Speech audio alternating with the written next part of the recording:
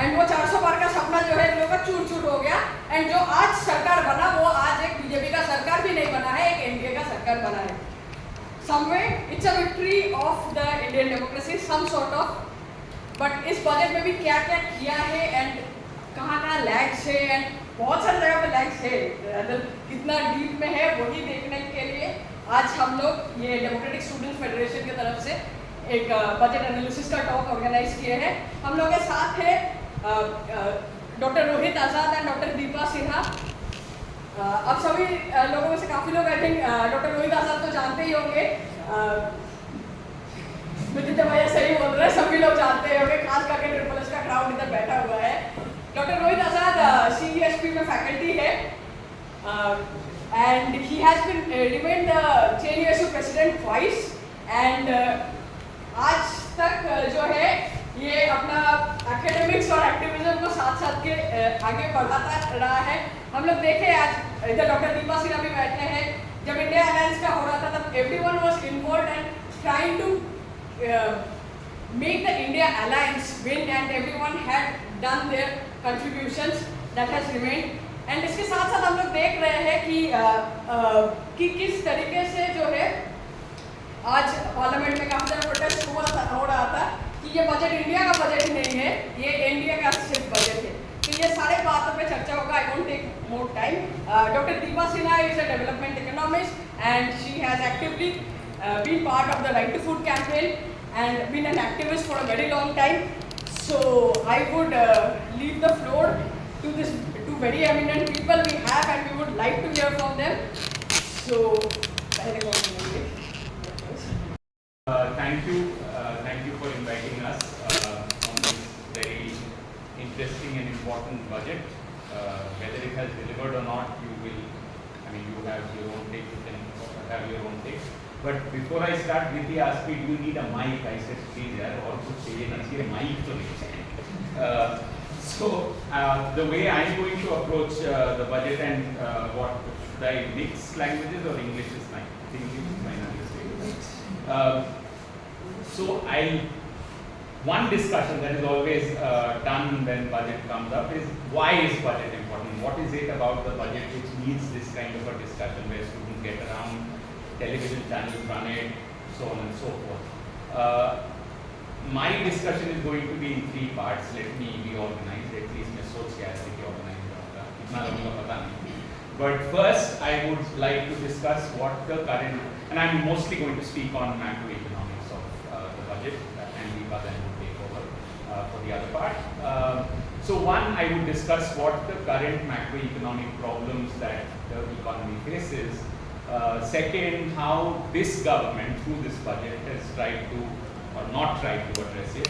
And third, which is usually not what we do, is what could have been. I mean, what are the ways in which, what are the alternatives that were available that this government could have used given the problems that we are in. But before I go there, let me say briefly why budgets are very important and why budgets should not be seen as simply a yearly exercise and it's not a big deal. There is some government expenditure, there is some taxes, you subtract one from the other and you get a fiscal deficit. That of course is there, the arithmetic of it, but budget has a very important role to play as far as the macroeconomics is concerned, and let me explain that before I start. So let's say the discussion that I'm sure you've already heard is that this budget was entirely or at least supposedly focused on jobs, because jobs happen to be one of the biggest problems that the Indian economy was facing. So this government has essentially put that at the forefront of it, and hence the budget is all about jobs. But there is always this confusion in terms of, which is what comes out in this budget as well, is the jobs create income and incomes create jobs. So which one comes first? It's like a chicken and egg problem. That if I have a job, I'll have an income. But if I have an income, then somebody else will get a job. So which one, how do we know which causes what, is where budget figures in most critically. It's not a chicken and egg problem, and the reason is the following. In any economy, there are two components. There are two components, let's say, of demand which are not controlled, which are not, let's say, what is called an endogenous component. Just give me 2 minutes to explain that. Most of you are from CST, you don't need that explanation. But nevertheless, which is that, let's say, if an economy is in a tailwind, it's actually going down.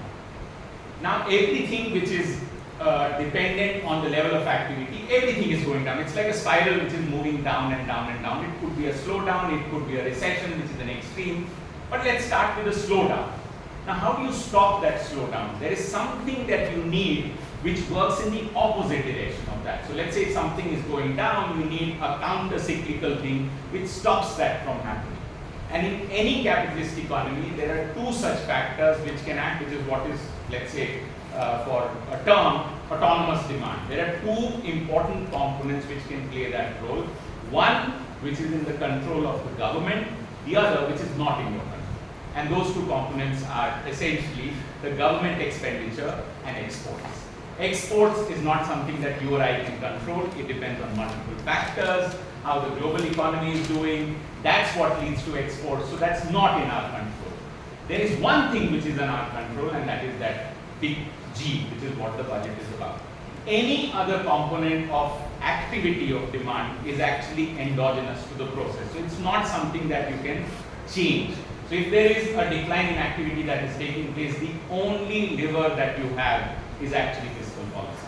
And that is why budget is so important and why it needs to be discussed very, very carefully. Now, coming to this particular budget and the context of it, of why this budget was particularly important. Priti has already discussed the mandate, which I'll come to later. But before I come there, let me give you a very, very broad brush of the problems that we are facing currently.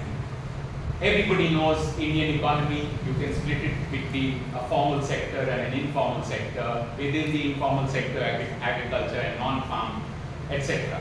So think of the Indian economy as having been like that since the beginning, from 1947. We have, I mean, even before that, but let's say post-independence, we have had that economy. Till 1991, one could broadly say that you had a formal sector, you had an informal sector, both were growing. They were growing at a slow rate, the Hindu rate of growth, but both were growing. There was not much of a difference in terms of the rates of growth, stylized. There was, of course, some difference, and because of which you did not see any rise in inequality. At least inequality was what it was because both sectors were growing. Informal sector was also growing and formal sector was also growing. It's another matter that the formal sector was driven by government demand because state was playing a very important role. Something happens in 1991, which we all know what happened. This synchronous movement of the formal and the informal breaks down. You actually have, especially post-2000, there is an expansion of the formal sector that takes place in terms of output, in terms of productivity, but not in terms of jobs. So you have what was when we were students called the shining India. You had a section of the country which was really booming, and the other, which was till 1991 going together, was falling behind. So you had a shining India and you had a suffering India created during that phase. But something happened in 2004. The government came, but there's something that the government did which was interesting. Despite all the criticism that you would make, it did something through this G, and that's why I'm coming back to this G, which ensured that even though there is a delinking between these two, but the informal also grows. So that's why you have a rise in inequality, but the base moved up for everyone. You may say that inequality increased, which it did. There was a dramatic increase in inequality, so the formal sector was expanding far faster than the informal sector, but both were growing. Then comes Narendra Modi in 2017, as you all know. I mean, he came in 2014, but 2016 was the experiment that he did with demonetization in November. And right after that, 4 months after that, there was this GST implementation. Both of which broke the back of the informal sector. That is what forms the background of where we are today as far as the Indian economy is concerned. The informal economy got delinked from the formal economy And that the structure which had been created during the UPA broke down. And this was done deliberately in order to formalize the informal economy. That was supposedly the purpose of doing what we did, the demonetization. If you remove cash, then there will be formalization. If you bring in GST, there will be formalization. Formalization doesn't happen like that. But in the process, what we did was the synchronous movement of these two sectors, to whatever limited extent that it was doing, was not there anymore. And then comes COVID. With COVID, you had an even further breakdown between these two of what we know as the K-shaped growth or the K-shaped recovery, as you would have it. It is in this backdrop that this budget comes, that you have this delinking of these two sectors of the economy, one which continues to grow, the other which has stagnated. And that other actually occupies a large proportion, as we all know, of our population. A large labor force actually is in the informal sector itself. In the context of this broader problem, which required the government to respond, what were the specific problems that you would see if you look at the macro picture of the Indian economy? Look at the numbers which have thrown. I'm not going to throw numbers, don't worry. The economic survey says that the Indian economy grew at 8.2% in last year. When it was growing at 8.2%, the consumption, which is an important component of that, if the income grows, consumption should grow. It's obvious. I mean, both are related to each other. Consumption grew at half the rate at which the GDP was growing. So something is seriously wrong. If income is growing, consumption is not growing, then there's something that we are missing here. And what we are missing is exactly this delinking. The informal sector, which drives consumption, which has the largest section of the population, was not growing. It was stagnating, and that is why you see consumption not growing. But it doesn't stop at that. The other component, which is exports that I said at the beginning, is not something that was in our hands. Global market was collapsing. So exports, to my mind, I think it grew at some 2.3%. So essentially, you did not have consumption growing, you did not have exports growing. So the only possible way out was for the government to spend, and that is what it did in terms of the capex expenditure. And this is not this budget, the budget before that, where they introduced this with a lot of gusto, that we are going to bring in a lot of investment which will crowd in private investment, etc. But look at what capex has actually done. That capex has been spent. Not to the same extent that those details one can look at. The revised estimates are far lower than what was budgeted, but nevertheless, capex was done. That capex did not solve the problem because of the fact that it actually, again, just endorsed the formal sector even more. Let me give you an example. Let's say if you were to spend in making a port, in Mumbai, or you want to make a metro, or not public transport, anything that you can think of in terms of capital expenditure. The kind of things that you would create are going to A, be very capital intensive, B, more likely, because of that, not generate enough employment. It will essentially be more in the formal sector, as opposed to, let's say, government expenditure of the kind which is, let's say, Narendra, which actually employs people. The primary purpose of that expenditure, the same expenditure, 100 rupees being spent there versus 100 rupees being spent here, directly creates jobs, there it does not. So it's not surprising that you see capex going up and yet consumption not picking up, because it was done essentially to cater to the formal sector. Not that the government was doing it on purpose, but that is what actually happened with the kind of focus that capex essentially has. And that purpose of trying to revive the economy in terms of bringing the informal sector back up obviously did not deliver. Hence, the question of jobs became the most important issue both in the election and in the budget speech itself. They started with not just the budget speech, the economic survey itself talked about jobs as being the biggest problem. It has been a job loss growth or jobless growth or marginally improving jobs, but definitely not in the formal sector, etc., etc. So in terms of composition of the problem, that this is a problem that Indian economy needs to deal with, they have it in place, let's say. The economic survey at least acknowledged that employment and jobs are definitely a problem. Or what do they do as a proposal to counter it in the budget? And that's where the budget proposals come in. They say that one way of dealing with the employment problem is the ELI scheme. Everybody knows the employment incentive scheme.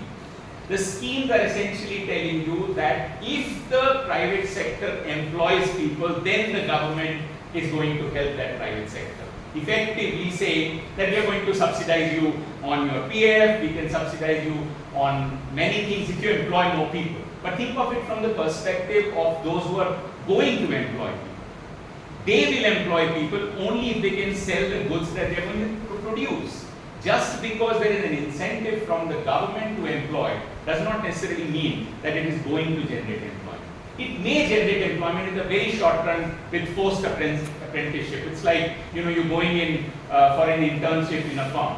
The government says, I'm going to pay for your internship, you go there. But beyond that, what? Let's say 1 year you do that. But beyond that, how is that going to be sustained unless the firms absorb these people who've been sent? But why would the firms absorb it? Look at the private, if you look at the investment by the private sector, it has not picked up despite all the effort that the government has made. Private sector is not, in fact, in the economic survey, the chief economic advisor is quite furious. If you read the preface, he says that we have done so much for you, 15 years high of profits that you've got, and yet you have not invested. How can that be? You have to invest. The point is, you can, by incentivizing, investment does not happen. Investment has its very simple principle. If there is enough demand in the economy, I will invest. If there is not enough demand in the economy, if the factories are not running to capacity, I won't invest. And capex expenditure essentially does not ensure demand essentially coming into the market. That is where the problem lies. Unfortunately, the government thinks it's all a supply side problem. Again, another thing in the ELI, skill development.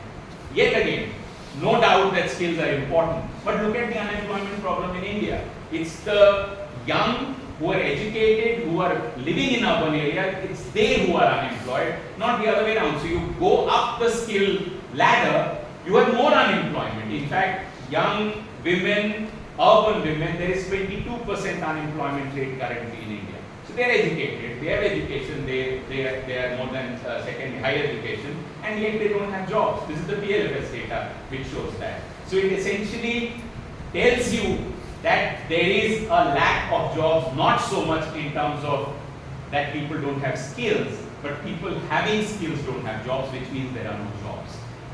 That should have been the focus of the government instead of what it actually did. But it doesn't stop there.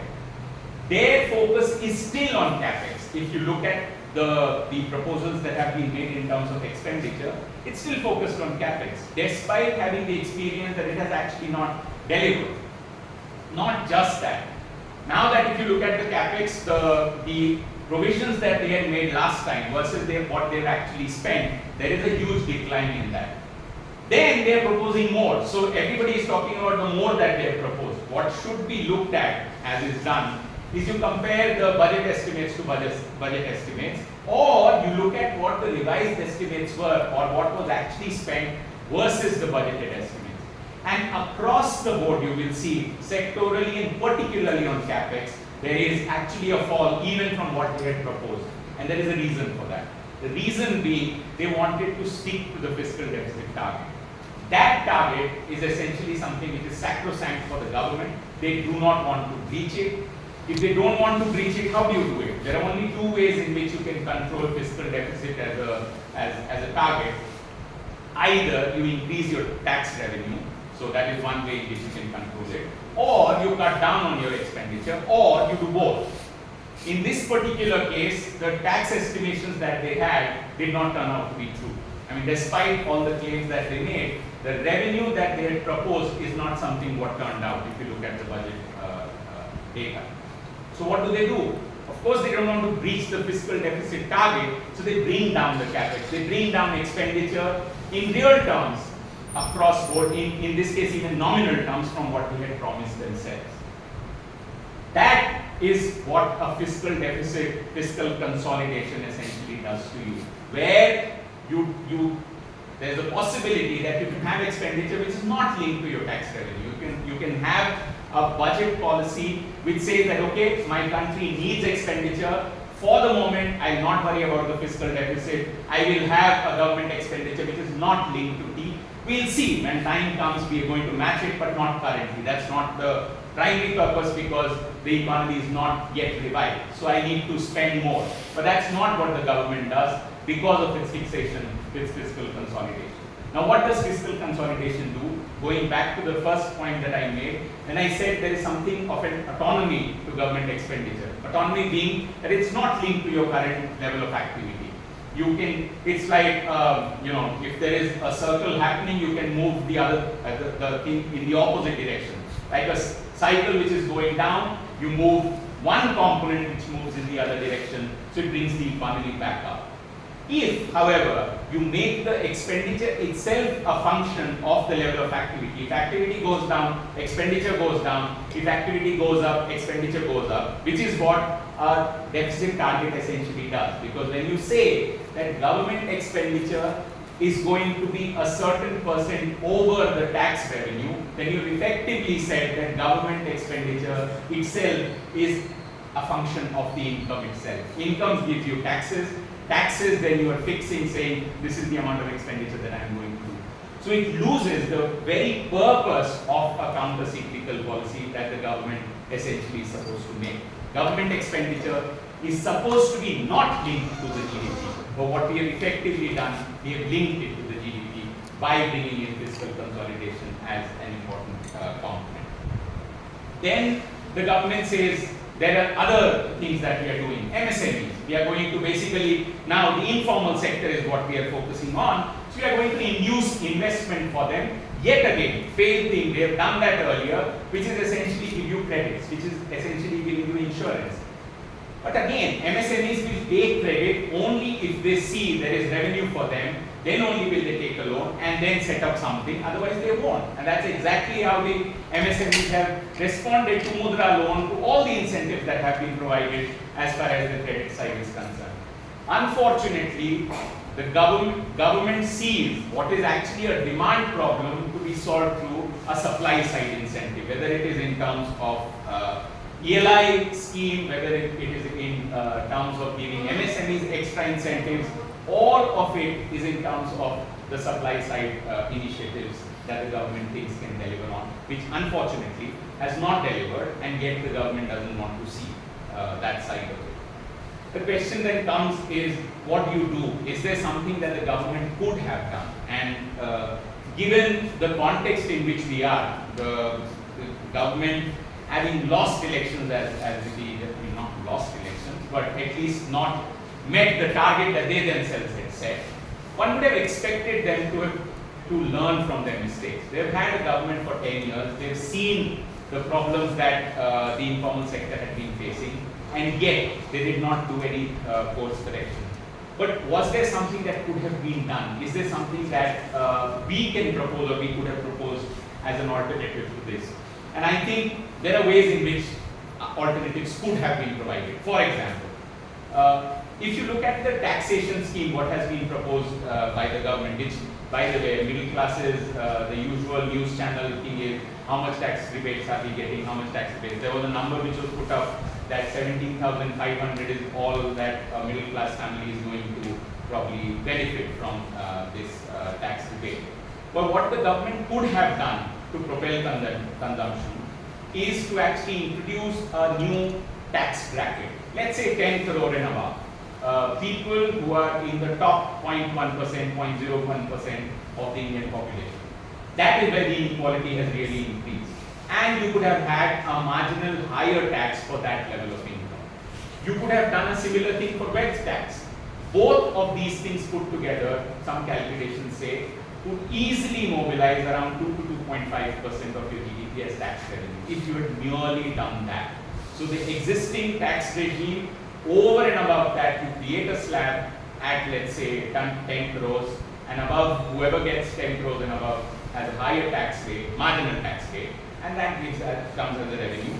And you give some respite to the lower end of the income slab. It's quite possible that you can cut the taxes down for the lower income slabs and have a higher, in which case you would have at least given some respite to the middle classes and yet would have got the revenue that you require. But what do you do with that revenue? That revenue could have been used for many purposes. A, that first of all, that taxation itself would have hit inequality directly, because inequality, you're basically taking income from the top and you're going to redistribute it in various forms.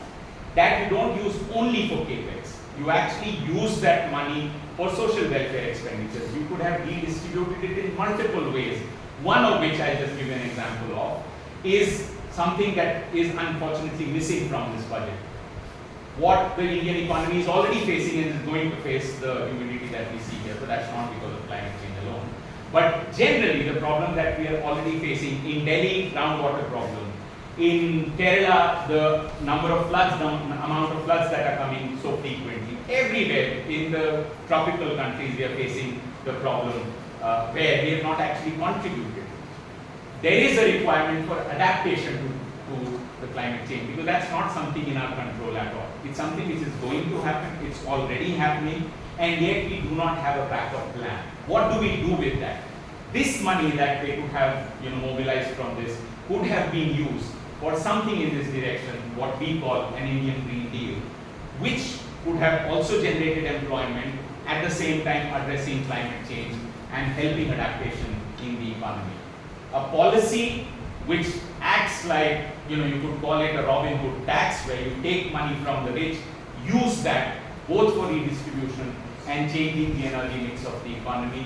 You address inequality, you address the economic downturn, you address the problem of climate change all at one go.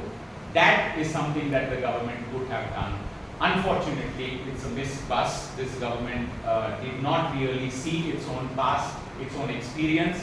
It just went ahead with the campaign of what they would have done on jobs, with the budgets showing jobs, those were numbers, whereas they have not actually or would not deliver from the past experience.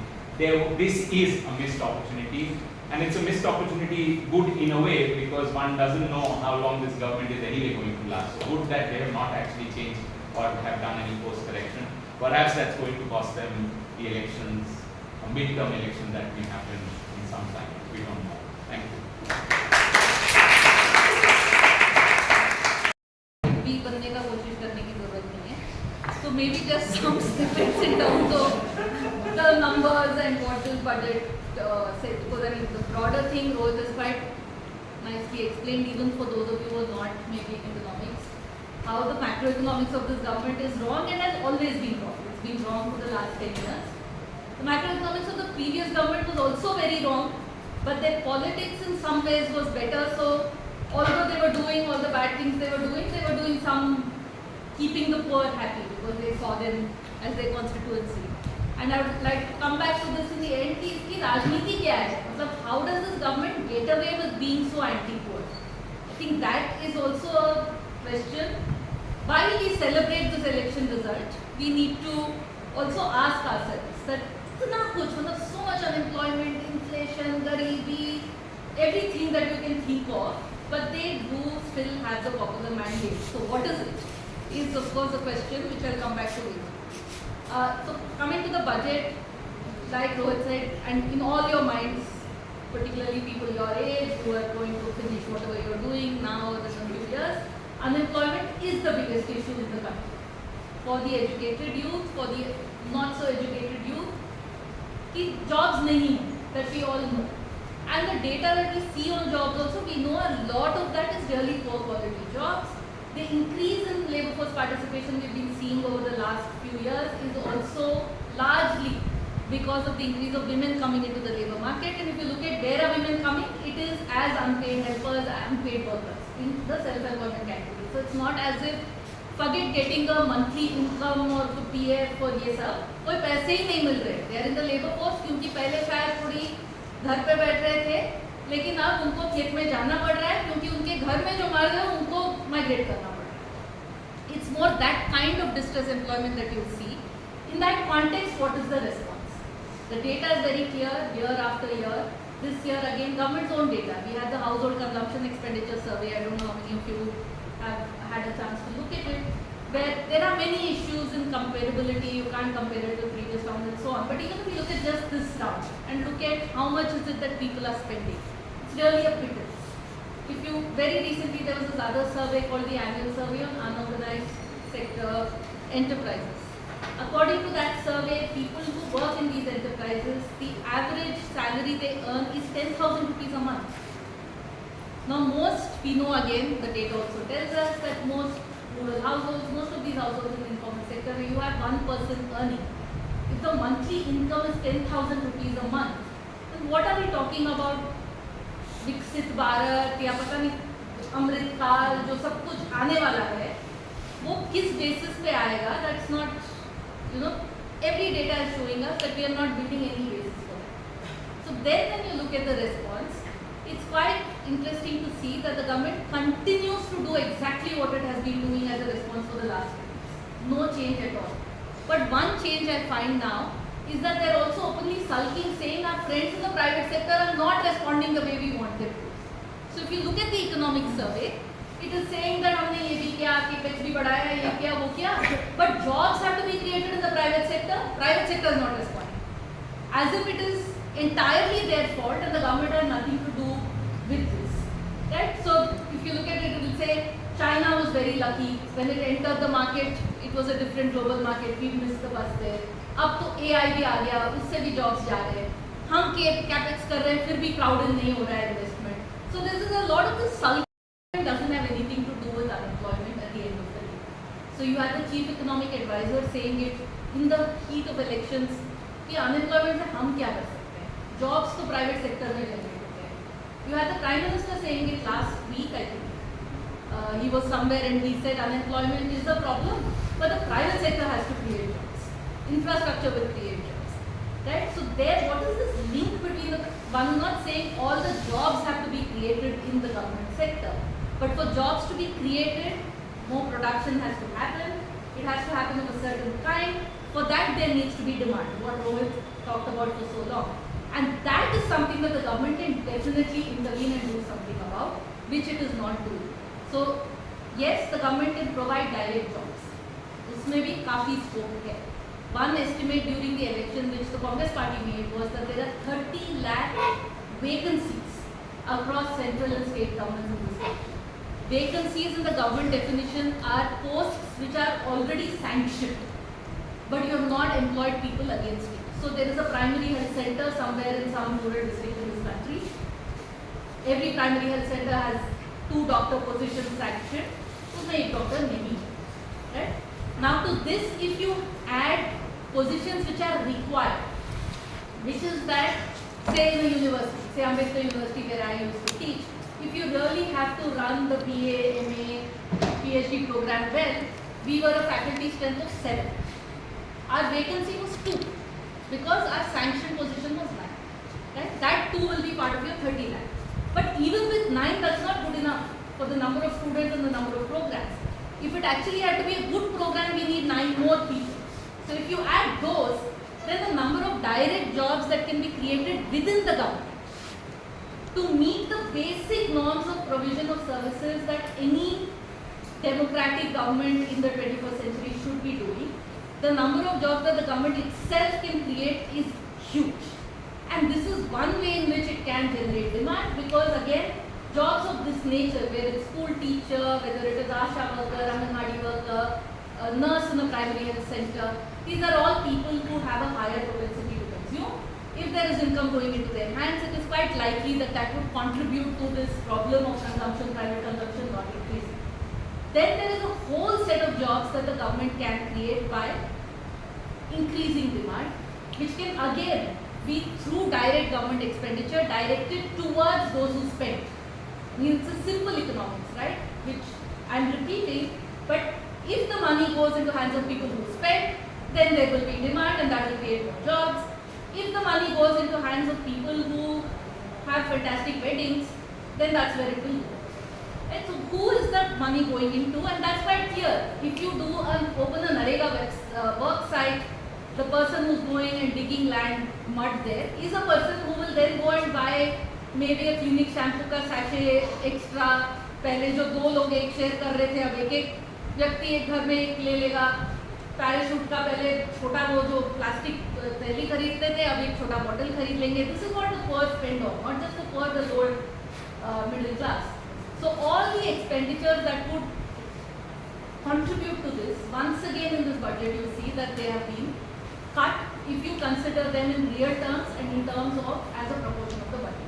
So I come year after year and say this, so I won't give the numbers, but you see the same trend. You look at NREGA, you look at the public distribution system, you look at the Anganwadi program, you look at health, you look at education, you look at I mean, think of any development sector budget, national social assistance program, which is for pensions for old people. Everywhere the budget is either the same as last year or even lower, which means in real terms across the board, you see that budgets have been cut. So how do we get to this 4.9% fiscal deficit? It's also by cutting in many of these areas. And in these areas, not only has the budget been cut, you also see even through the budget, on the one side, while they're sulking that the private sector is not responding the way they want them to, a continued dependence on shifting accountability to the private sector, and so using government programs also to increase the space for the private sector and increase privatization.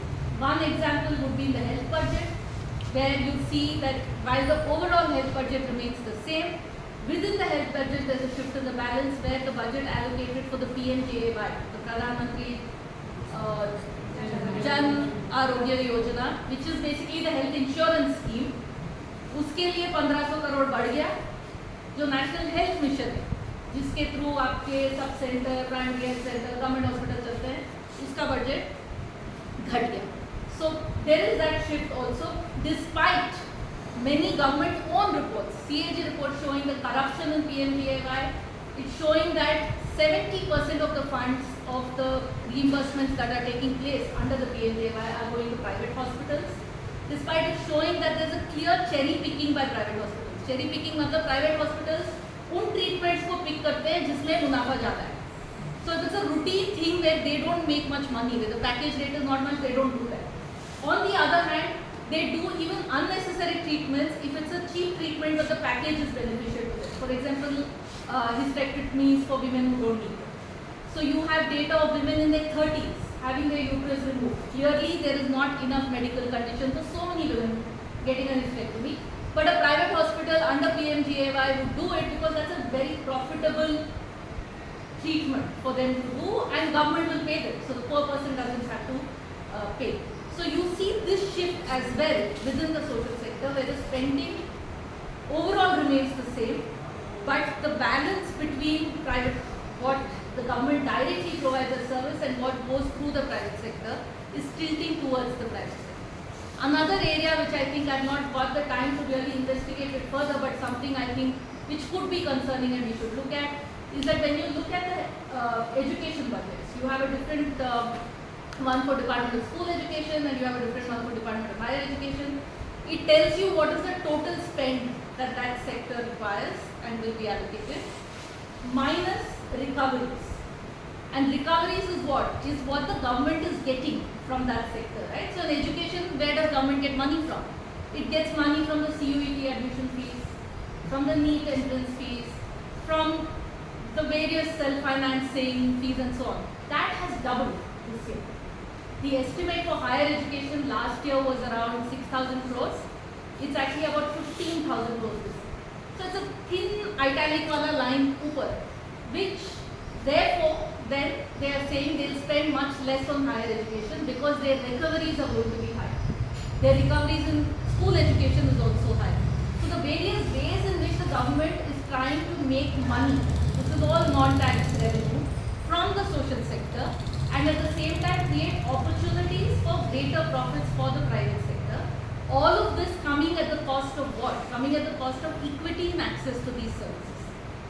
Justified how? Again, the economic survey has a very interesting term this time, which is that all social sector spending has to be assessed by the cost effectiveness of the spending. And once you get into cost effectiveness, we all know again that things like education, health and so on do not if you apply free market principles to them and see whether they're efficient or not, कोई भी efficient नहीं होगा, because that's how cost effectiveness is defined. And they want to quote this Indian from America economist, all the JPAD types जो RCT करते हैं, saying that cost effectiveness is very important. So they are again building in a justification, which is saying that if we are not increasing our spending beyond this, it's not because we don't want to, it's because we know कि उसका कोई फायदा नहीं है. There's no point, because you have to look at cost effectiveness. And when is it effective? Then it comes back to the same thing. It's effective when you do things like insurance schemes, when you do privatization, because they are themselves saying that they are inefficient and they cannot do this. So you look at scheme after scheme, you see that there is a cut that you see in budgets. Even in employment, Rohit made a mention to it. This time there is a mention of employment a number of times. But again, even if they are saying कि ये ELI type scheme होगा and that they will subsidize the private sector to employ people, as anybody, I mean, tomorrow if I open a chai ka dukaan, even I will apply the same logic that if somebody is subsidizing me to employ a person, I would employ that person if you're giving me a subsidy to fully cover that person, right? Or if I think that employing that person at a lower rate is going to increase my profit in some way, are they allocating enough for this to happen? Once again, if you look at the numbers, they have 5 schemes under this Prime Minister's package for education and skilling. There is internship, there is all kinds of incentive, there is the employment linked incentive, there is incentive to EPFO, 5 schemes. 5 schemes put together, what is the budget? 2 lakh crore. 2 lakh crore not in 1 year. 2 lakh crore over the next 5 years. So what's the budget for 1 year? 40,000. 40,000 crore is 3 lakh crore is about 1% of GDP. अब हिसाब लगा लो 40,000 कितना होगा? It's 0.15-ish. So do we really think that that spending is going to solve the unemployment problem in this country? Right? So this whole thing of making grand announcements but not having the money is also something that we see in this government's particular budgets over the last 10 years. So it's become also quite a fun exercise for those of us who do it on the day of the budget, because you keep waiting for, after you hear the speech, you know that nothing in the speech is true. And you have to wait for those budget documents to be put up to do this great investigation and get a peek out of proving how they were all lies basically. So in this budget, for instance, this whole employment, in the speech itself in annexure it is there. 2 lakh crore over 5 years. We have no idea what will happen over the next 5 years. And then, to add to this, a lot of these incentives, they say that the private sector can contribute to them by spending their CSR funds. Now this is also actually, if you think about it, quite sinister. What are CSR funds? CSR is corporate social responsibility. Now by law, 2% of your profits have to be spent on CSR. Right? What is the idea behind CSR? That the corporate sector gets so much out of society in so many different ways. There has to be some way in which they give back to society. The best way, of course, would be that they give it back through tax. But you cannot increase tax rates beyond a point, because then the market will go crazy and that's not good for your growth rates. So this is an additional way where they also feel good about themselves. वो लोग भी कुछ नाम कमाएंगे कि हम इतना charity कर रहे हैं. But at the same time, there is a compulsion that this is what you spend. So currently, what do the corporate sector spend on? It is not the best way, but at least a lot of it goes to many grassroots NGOs who are running schools or running clinics or who are doing some sort of awareness campaign. Some big corporates run their own schools and so on under CSR. Now they are giving them an exit route by saying that you can use your CSR funds to make up for this first generation people that you are employing. So you are actually having a wage subsidy which you are giving yourself. Right? वो एक छोटा सा 2% of profit that you had to spend for society. Now you are saying, how am I spending it for society? I am spending it for society by employing people in my business, in which I am making profits. That's my business. So I mean, it's such warped logic that despite all this understanding, and they themselves saying private sector is not understanding, you are again creating these exit routes where the tiny amounts that are given, the small new things that are done, are also basically benefiting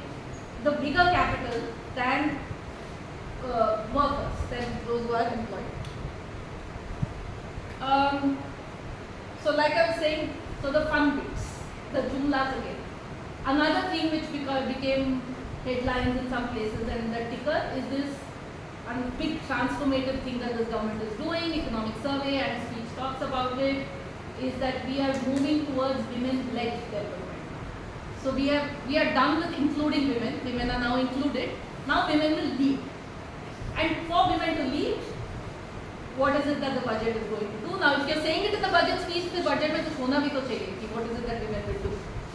The direct things, she mentions two things, working women's hostels and creches for children, both very necessary. They don't appear in the budget at all. Then you go back and read the speech saying, Are, she said working women's hostel, why is it not in the budget? In collaboration with industry. What does that mean? That again there will be a homily and Nirmala Sitharaman will say working women hostel banna chahiye aur wo ban jayega. Then there's another statement where she says this is the first time we have given more than 3 lakh crore allocation to the gender budget. And this is great fun. जिसको अगर term paper लिख सकते हो या you have nothing to do. I did a little bit and then I controlled myself कि this is going to take a lot of my time. So if you take the gender budget of last year and gender budget of this year, it's true. Total has increased to more than 3 lakh crores. But they've done what they do all the time. What they've done in the consumption expenditure survey, what they did in the PLFS, what they do everywhere, which is to simply change the methodology. So you have these amazing items like you have something called redirected to something fun, which was not there in earlier years, and this year suddenly there is 7,000 crores in the gender budget for women in this. So if you go search for it, you find that it is in the Ministry of Power, which is a subsidy, like an incentive for discom companies if they undertake certain market-oriented reforms. 30% of that is for women and it comes in the gender budget. And that great idea they got only this year. Last year उसका 30% नहीं है gender budget, पर इस साल अचानक. Some other items which are not very big items, National School of Drama, Sahityakal Academy, a whole host of institutions that the Ministry of Culture runs, did not appear in the gender budget in previous years. This year suddenly they're all there. या तो there was some danda which went to every ministry saying कि gender budget निकालो, and they all looked at the program and said चलो ये डालो ये डालो. तो वो सब डाल के अचानक 1 लाख करोड़ बढ़ गए, but not except for one new scheme. I couldn't find anything in this year's gender budget which was not there last year in the overall budget. Gender budget is just a document which picks from every ministry schemes which are beneficial to women and puts it in one place. Okay? So कुछ चीजें पहले निकाले नहीं, इस बार निकाल दिया और दिखा रहे हैं कि ज़्यादा खर्चा हो रहा है. What is the only program which is new for women? That's also quite fantastic. It's a scheme called Namo Drone Didi. I don't think I have to explain it here. That was the last time also. Last time zero budget. This time there is 500 crores for it. Last time they just announced it. Now Namo Drone Didis will get drones. And what they will do with these drones, we don't know. Apparently women will be trained to use these drones to tell the farmers what they should cultivate and how their crops are doing, or something to that effect. Related to that also, going all over the place, but there's also this thing of this Didification of women in the country. I don't know how many of you, I mean it's quite irritating. Everyone is a Didi now. If you go to a rural area, everyone is a Didi. We want to legitimize it from Mamta. And there are then Didis have designations. Mamta Didi, Nyay Didi, Pashu Didi, Lakpati Didi, of course. I mean, what is this Didi? Is that women-led development really? Lakpati Didi. A Lakpati बनने में क्या है? If you are earning a lakh a year, what is that amount? It's below the poverty line. It's not a 1970s film कि वो प्यार हो गया उसको लखपति से और वो नहीं हो पा रहा है. We are not in the 1970s, right? But then they're able to sell this again कि हम 2 करोड़ लखपति दीदी बना देंगे. I mean, there should be 0 लखपति दीदी. I mean, if you said करोड़पति दीदी, one would have still sort of got it. But every budget, so you talk about women-led development on the one side, and there you do this total tinkering of the budget and you try to prove as if you're spending a lot of money. You're not doing that. Basic things again which are in your control. You've heard this from me only many times. 14 lakh Anganwadi workers, 14 lakh Anganwadi helpers, 10 lakh ASHA workers, 25 lakh midday meal cooks and helpers. Ginlo, already about 60, plus all these varieties of DDs that we have who are doing all kinds of work. What are they earning? They are working for the government. They are not even earning minimum wages. They are not even considered employees. They are volunteers. I mean, this is the biggest joke that you can play on women in this country, that they have to volunteer for the state. It's not like उनके मोहल्ले में गणेश पूजा चल रहा है और वो लोग volunteer कर रहे हैं. सरकार कह रही है कि basic health services provide करना है, चलो उसको. Now you volunteer and we won't pay. Such a simple thing to do. All this thing of generating demand. Okay, don't employ new people. जो है तुम्हारे employment में 1 करोड़ महिलाएं, उनको minimum wage दे दो. They're working, right? And this is what I think neoliberalism does. We keep talking about how this marriage between capitalism and patriarchy and women's labor subsidizing the market. You have women's labor subsidizing the state in our country and in many developing countries, and that continues. They find no mention in the budget. But gender budget has increased. I'm sure that 500 crores for the Namo drone DDs will go for the drone manufacturer. What will go to the DD? Nothing. She has to learn to now, of all the things she does, she has to do farming, she has to take care of the animals, the children, the old people, cook, clean, and now also man a drone. I mean, there has to be a limit, right? But all of this also shows that they can clearly get away with anything. And that is what is at one level scary. Or the positive way to look at it is what Rohit ended with, is that maybe they don't get reality at all, और ऐसे ही करते रहेंगे और 5 साल. Then hopefully next time we see a sort of a better result. But given how clever they are with people, you wonder which of the two it is. Even just one last example I want to give, even the special package, because we are also happy that I am from Andhra and I was very happy that Chandrababu Naidu is part of this coalition because he is a devious fellow. और कुछ नहीं हो, वो अपना तो करेगा. So the special package for Bihar and Andhra Pradesh. Okay, they are not negotiating for anything else. They are only negotiating for their state and their next election. Does that have anything in it? If you actually look at it, a lot of the infrastructure projects that they listed under Bihar were anyway announced even before this NDA business happened. For Andhra Pradesh, what have they said? There's a whole paragraph, but they have not allocated any money. They have said, we will help you get a loan from multilateral organizations. मतलब Modi ji will give a reference letter to Naidu to take to World Bank saying मुझे 15,000 crore दे दो, मुझे capital city banana. For this they have a coalition that they support, that they have to run. So the fun part is that in the Telugu Twitter people have gone totally crazy, and after Naidu saying what the heck, like, is this what you were able to negotiate? So maybe he will realize कि कुछ गड़बड़ हो रहा है. But in all this sadness, what is it that they can do, which they will obviously do only if there is a political will to do that. Rohit talked about a green deal. I would like to expand that to a multicolored new deal. Green, of course, including everything that he said. Blue to include water. Water is really, it's not data, water is the new goal. We are going to fight war over water. Delhi saw it this summer, across the world, access to water. Purple for the care economy, everything I talked about. ASHA, Anganwadi, nurse, school teacher, child care, elderly care, all this requires people. It cannot be replaced by AI, it does not destroy the environment. It has to be recognized as part of the economy. Red, for everything that we have stood for so long, is to bring back labor rights, to talk about equality, and equality enhancing growth will only be one which does the green, blue, purple and the red. Huge challenge, but I think that is what